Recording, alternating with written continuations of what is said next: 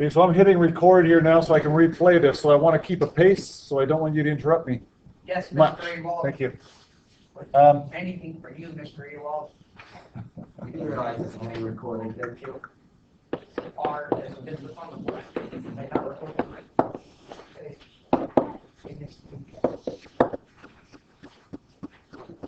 If you refer to page 44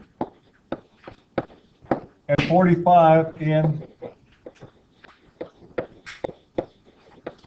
your workbook, this isn't recording my voice, it's just recording the keystrokes. Oh, that's good. It cut all your stuff out. Awesome. Okay, page 44 and 45 in your workbook, and that is going to be a much better, more concise summary than I'm going to give you. But I will talk through mine, but that is an excellent summary. Okay?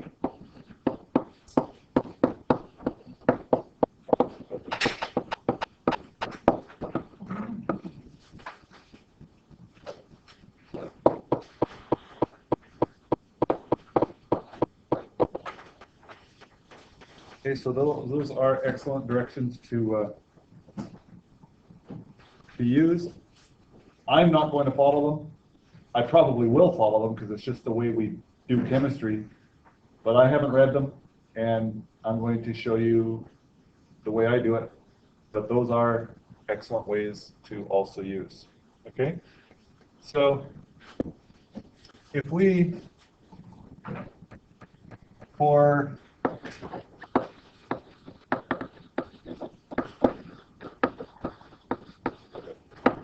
binary ionics. And binary means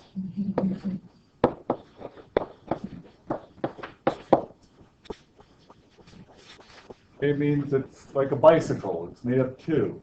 Okay, so it's a two-element compound. For example,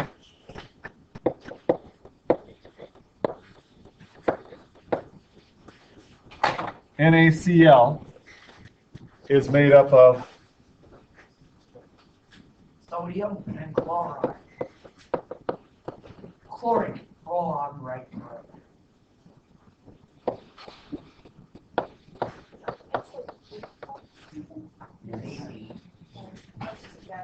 That's what Okay, so we got sodium and chlorine. And so this is an example of a binary compound. So when we are naming these, one thing, if you don't recognize that, a two-element compound has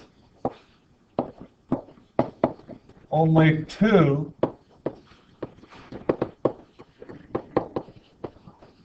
capitalized letters in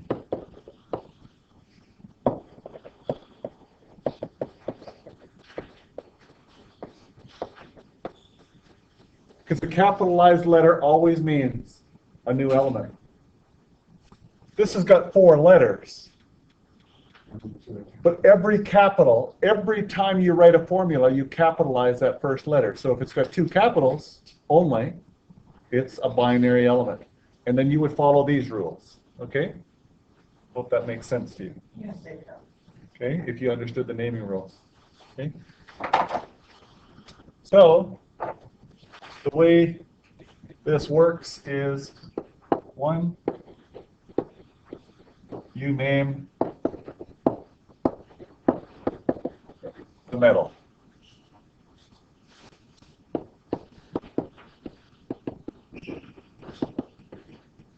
Straight up, no changes. Sodium, iron. Fe. Okay? Actually, iron's a bit of a different beast, but okay. So name the metal. Step number 2 is name the non-metal, and this non-metal is never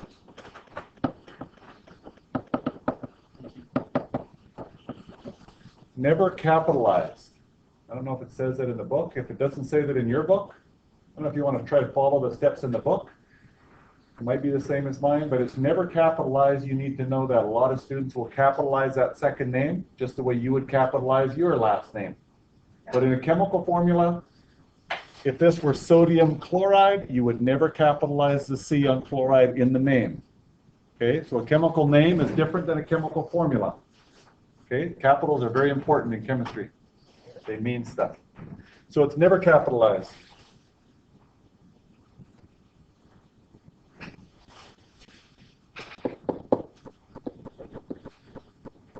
Drop the ending and add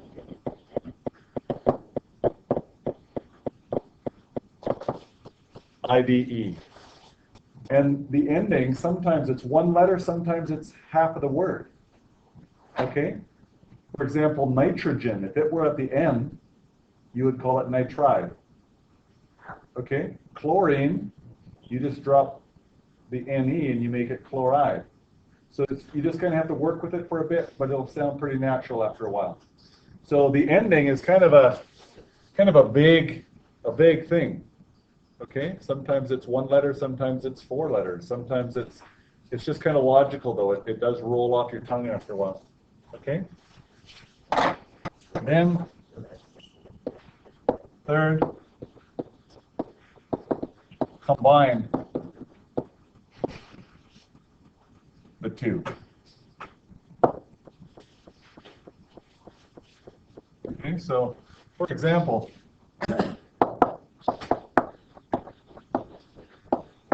examples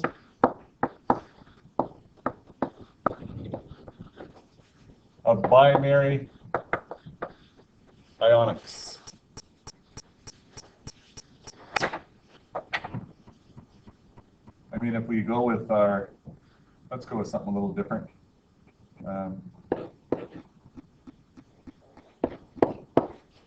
Okay, KF. First of all, you should recognize this is ionic. Because, can someone tell me why this is ionic? Yeah? Metal and non-metal? Excellent.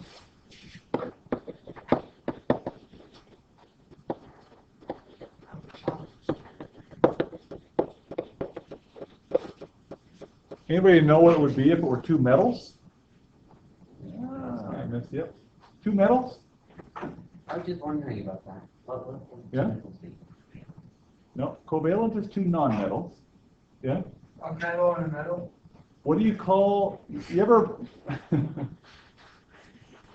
Jordan, I shouldn't laugh at you because I just feed you, but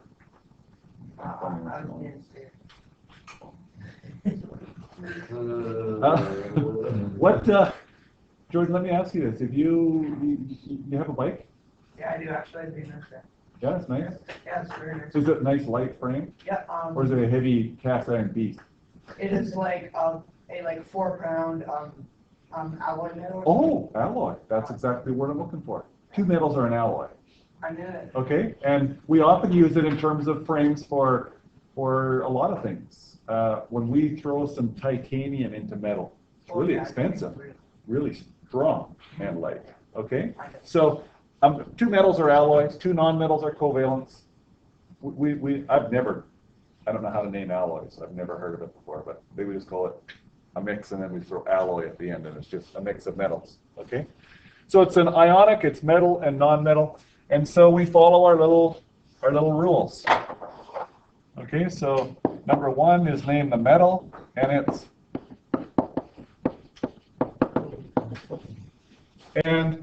this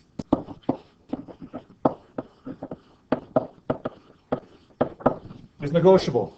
You don't need to capitalize it, but you can, even if it's in the middle of a sentence. Okay, it's negotiable. You can treat it like a formal name and capitalize it. But there's lots of books that don't, lots of people and places that don't. So that capitalization is negotiable. So we name the metal straight up. Number two, what's the non-metal? Yeah? Fluorine. Fluorine. We never capitalize it. This is one of the most common misspelled words on the periodic table. Fluorine, UO. Blue, like kind It's of UO. like It is UO. Can I listen to my head? It is. It's not fluorine. It's fluorine. Check out your periodic table if, because sometimes I don't often make spelling Flu mistakes, but or sometimes. NE. Okay, Flu. so this is fluorine, and we cross off the ending and add Fluoride. I, and then at the end we stick them together as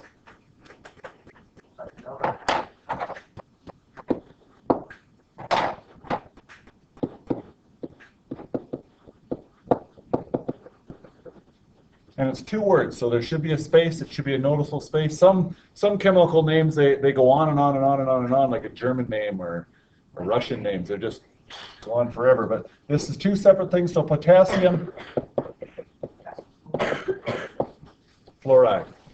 Pretty simple. I'd like to give another example though, because sometimes there are different amounts of them. For example, if we had so example number 2, how about we had the symbol aluminum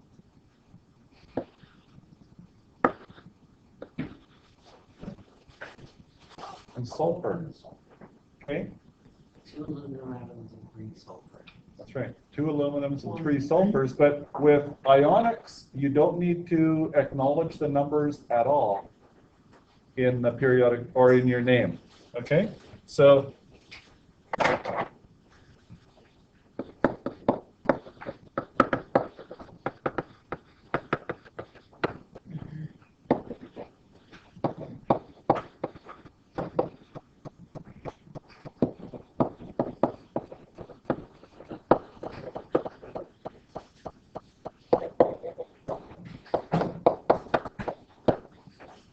like some compounds, like carbon monoxide. Carbon monoxide tells you there's 1 oxygen. Carbon dioxide tells you there's 2. We work the numbers into the name.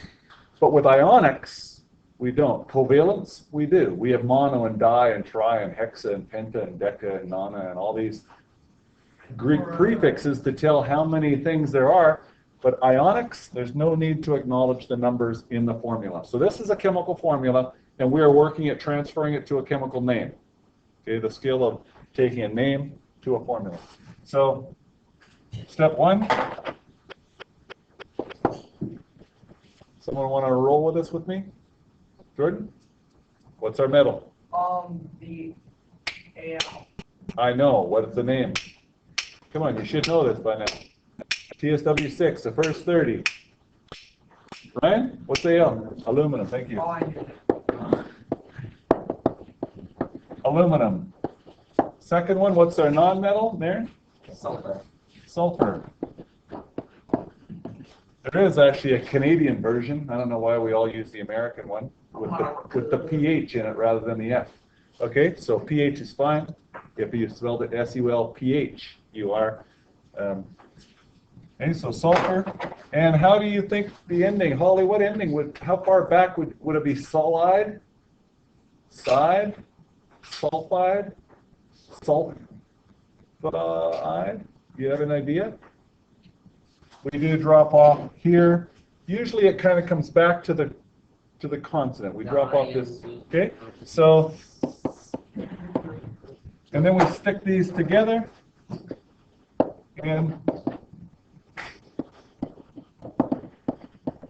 And make sure, I wrote this with a capital here. This is noticeably bigger than the other, but when you stick it into the name, okay, I just want to make sure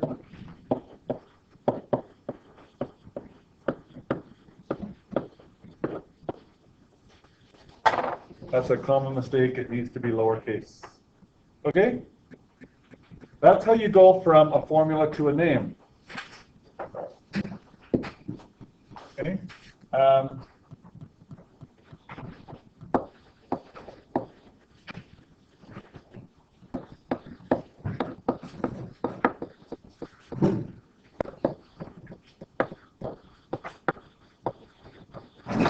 Okay, so the name of an ionic to the formula. The name of an ionic to a formula. So let's take the example that I just gave you. Now, I don't know why so few of you have a busy pen. I've never had a group of students who are so good with a photographic memory. This is frame after frame after frame. When I'm giving a lecture, you should be taking notes because I'm not going to give them to you. Okay? Come on, let's go. You should be doing that. These are instructions you need to follow. So at least get these down. Okay? Name of an ionic to the formula. So here it's name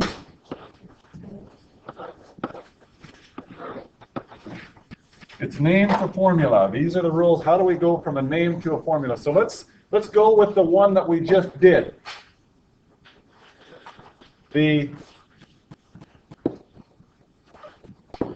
Let's use our classic sodium chloride. I want to start with the formula. So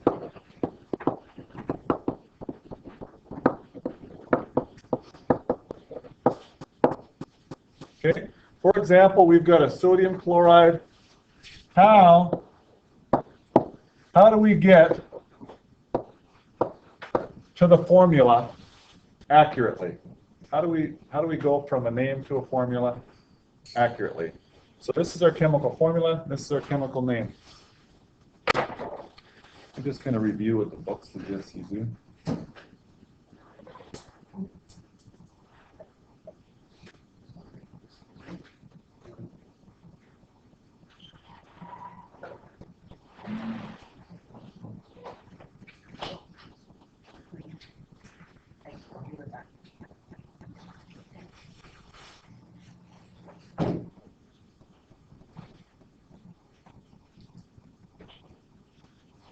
Okay, so number one, kind of note.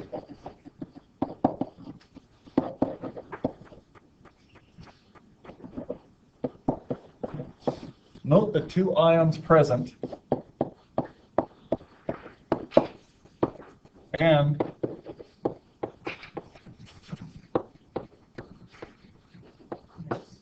their charge. Okay, and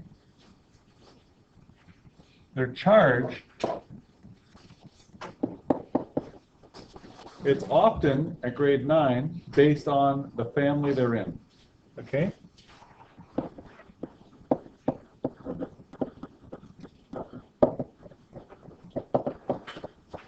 Okay, so that's often the easiest way. For example,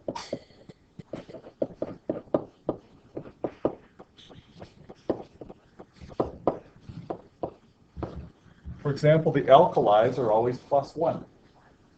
This is why I wanted you to make sure you knew the properties of these families. Because if you knew that, this will be a manageable step. Otherwise, it just gets overwhelming. So alkalis are +1. What's the charge of the halogens? Do you remember? What charge do they want to be? They want to be like the noble gas beside it, so they will often do what? Quinn?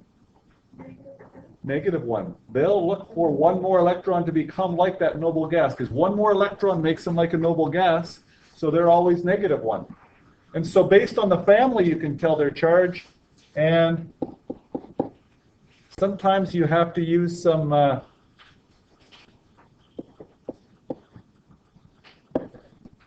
we'll call it backward reasoning.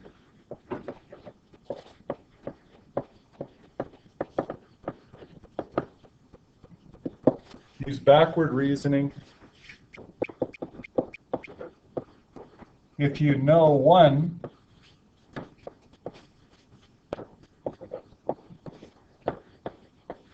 you can figure out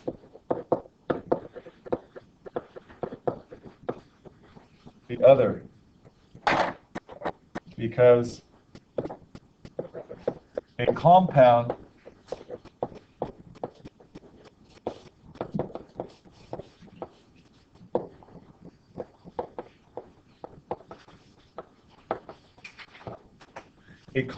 will be neutral. They'll always add up to 0. So if you know one, you should be able to figure out the other one. Brandon, are you okay? Yeah. Why are you so tired here in the morning? I think he's being. Okay. So a compound will always be neutral. If you recognize that, you should be able to keep it straight. So note the two ions present and their charge. Number 2,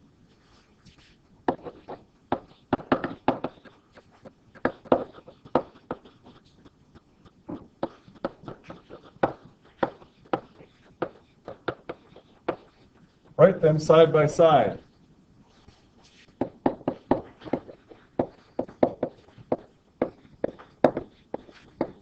With the metal first.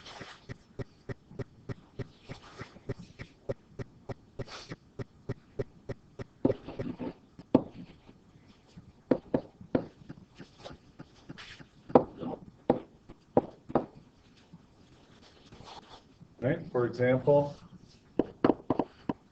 we've got our two ions and we've given them their charge and we've written it there. And now this is different than the book. I'm going to show you a little cheat, a little shortcut that the book doesn't. And maybe I should go with the book, because usually I try to push people to understand it. The book is better for understanding. This is a little cheat that allows you not to really know what the heck you're doing and still get the right answer. Okay? So I hope you understand as well. So I'll just call it crisscross. Crisscross the numbers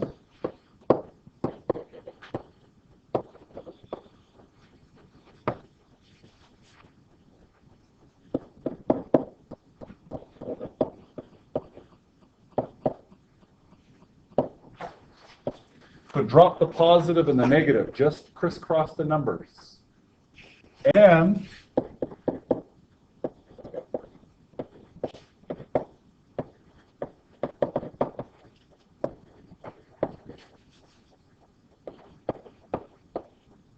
do not write any ones.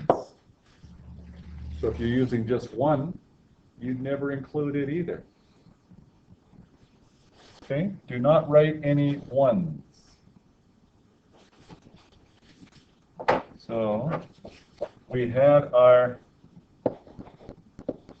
Na plus and our Cl minus. It was +1 and -1. We would do a crisscross. So this here, crisscross is what I mean. And you would end up with Na1 and Cl1, but we don't include the ones. Okay, so we don't include the ones, and you end up with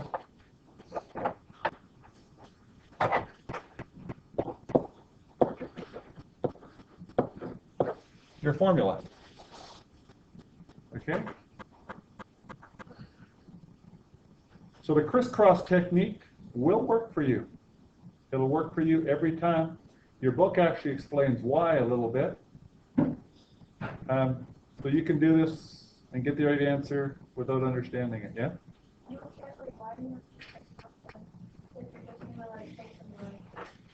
You don't have to, but I'll show you an example where you would. Okay? You're right, this looks like, well, duh, they're both equal, you just kind of wipe them away. Okay? So let me, while we're on this frame here, let me summarize that.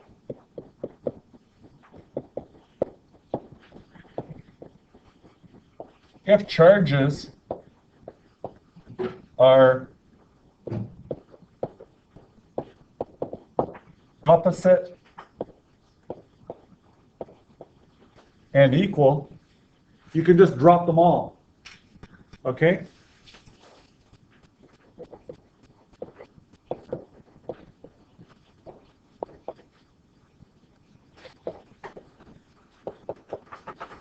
So I'll send an example on the other frame here of what I mean by that.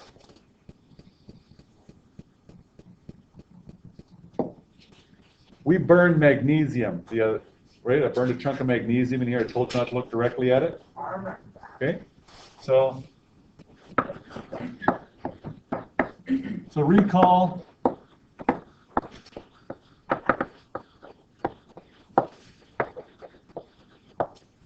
recall the burning of magnesium. We had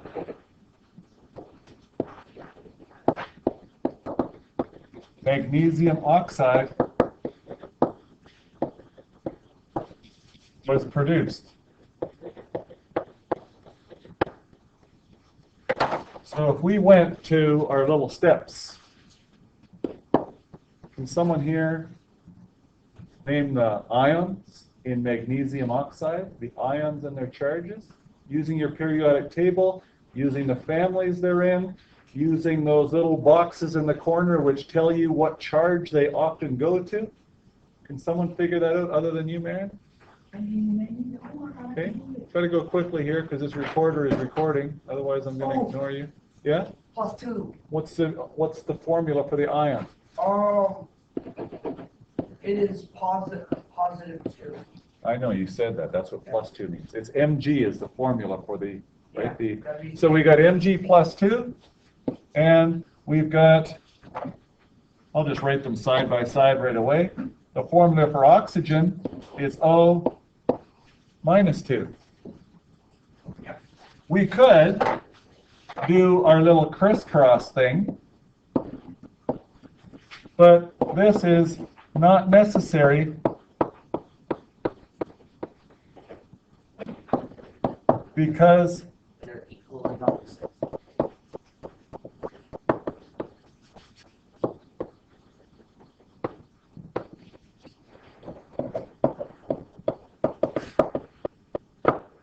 so therefore, you guys ever use those three little dots meaning therefore? Important little short form, save you a lot of. Therefore,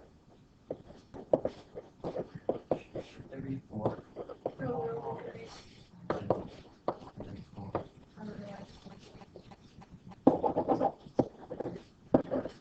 and MgO is your formula. Okay? It's your chemical formula for magnesium oxide. You just drop them. They're a perfect ratio. One magnesium to one oxygen cancels each other out. What about the ones that Okay. are perfect for each other? Because +2 and -2 equal 0.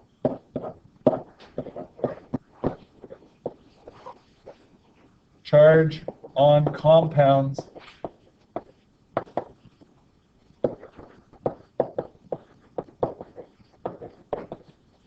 is neutral. Always, right? The plus and the minus must cancel each other out, giving you a 0 charge on the whole mother chunk. Okay? That's mother's. Don't you mess with my words. Okay, let's go back to our aluminum sulfide. So example number 3. If we've got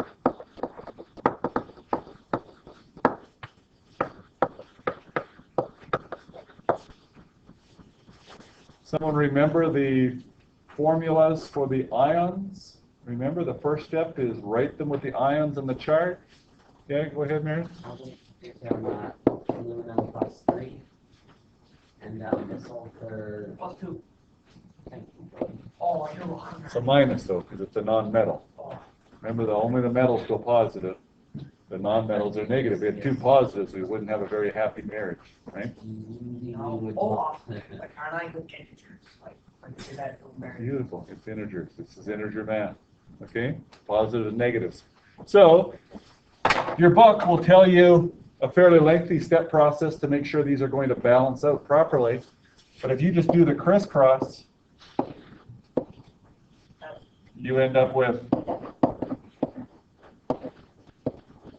Al2S3. Okay? And that's the right ratio because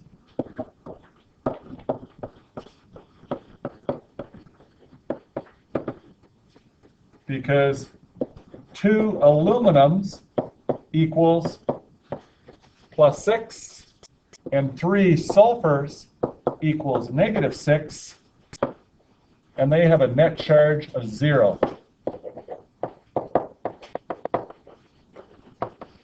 So the crisscross will always work. One little word of caution for crisscrossers. Don't mess up.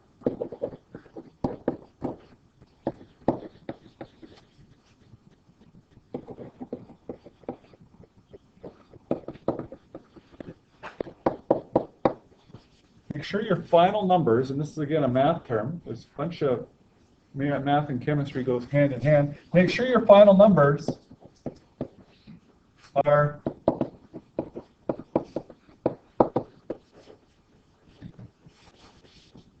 and what we mean by that is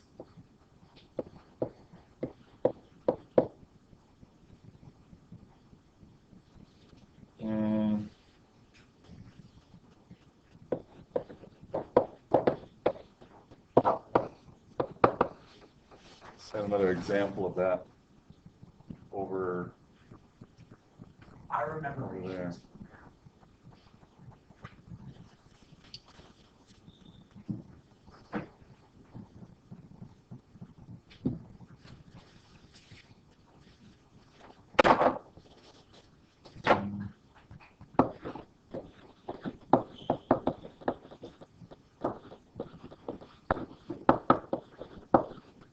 We've got calcium carbide.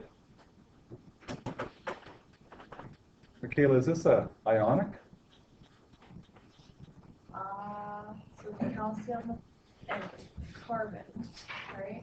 Is one a metal and one a non-metal? Um, Is calcium a metal? oh, no, I don't think so. See, here's where if you're familiar with your periodic table, you should be able to say, but Yeah, I don't think it's a it metal. absolutely is. It is? Yeah. Alkaline. Calcium is on the left side of the staircase. Anything over there is considered a metal. Even hydrogen. Okay, it's a bit odd, but even hydrogen in its gas form is considered a metal for most purposes. Okay, so it's Conductor. an ionic compound. Okay, Calcium so carbide. this is an ionic compound. We have a metal.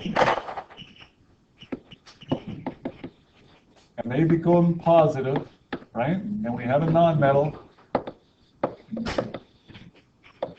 And they become negative. So we have, therefore it is ionic. And so if we are going to follow our ionic naming rules, what's the formula for calcium? Gabby? What's the formula for calcium? See, if you can do this quickly, it's like doing math and you don't know 2 times 3. You got to go to your calculator and go 2 times 3, and it's like, oh, I hate math. Oh. You don't know the formula for calcium? Nice. And what's the charge of it? Oh, I think it's pH. Because it's an alkaline earth, all the alkaline earths are +2. But you'll always have a periodic table to work with. And in grade 9, the charges will be included on them, right? Do you understand that? Do you guys all have one of these? A written, one to stick in your textbook? Yeah? Or just a photocopied one? If you don't, come on up and grab one. Okay? Wow, none of you guys have them? I got so We can hand them out to everybody. Oh, you hit me. It doesn't feel good. Hit him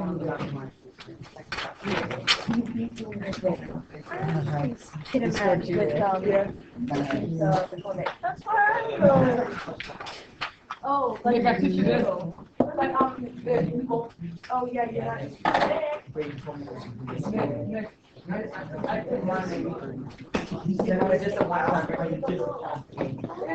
Oh, wait, it's calcium. Okay.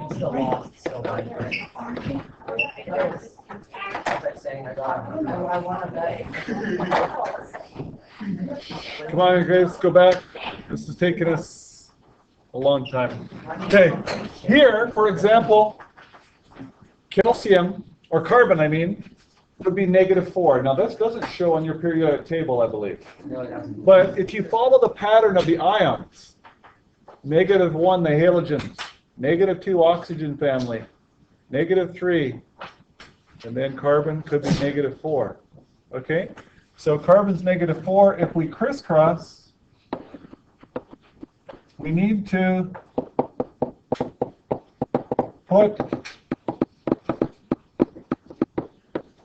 put in the simplest terms. The lowest accurate ratio. So if we have this, we have calcium calcium 4, carbon 2. That's not simplest terms. So you have to, and you would write this as calcium 2 carbide, which makes sense because 2 calcium plus 2 equals plus 4, and 1 carbon minus 4 equals negative 4, 0. So we've got a winner. No? That looks like. So follow me. The math isn't too hard, but you're right. It does add an extra step. When we have two charges where you can take out a common factor, we can take 2 out of both of them. You need to simplify it. I'm using some math terms here. You need to put it in simplest terms. So if you can take out a common factor, you must. Okay, I'll write that here in green.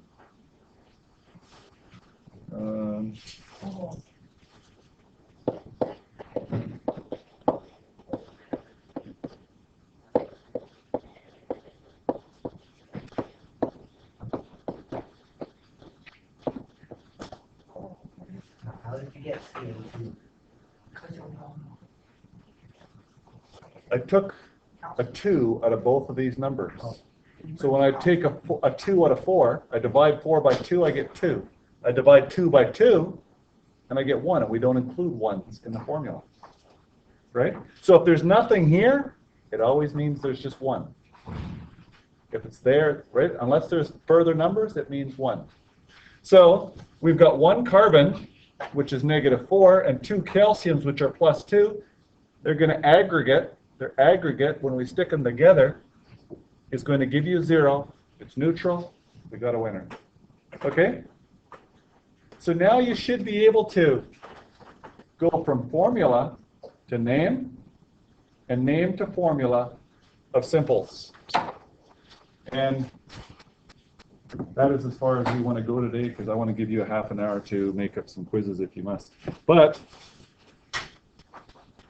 is anybody here going to practice this? Yes. You're going to practice this? Yeah. I've got a great handout that actually takes you, I included, just for the fun of it, I included a bunch of my Chemistry 11 quizzes. But they're like A-level stuff. It gets into acids, and it gets into covalence, and it gets into... So I included 3 Chemistry 11 quizzes on the top. I kind of put like A plus, A plus, if you can get those right. So there's some real challengers for those of you. But the first page should only deal with what I told you here. After that, I think you'll need some further instruction. But just for the fun of it, I threw on a bunch of grade 11 stuff. Thank you. Yeah, thank you. TSW.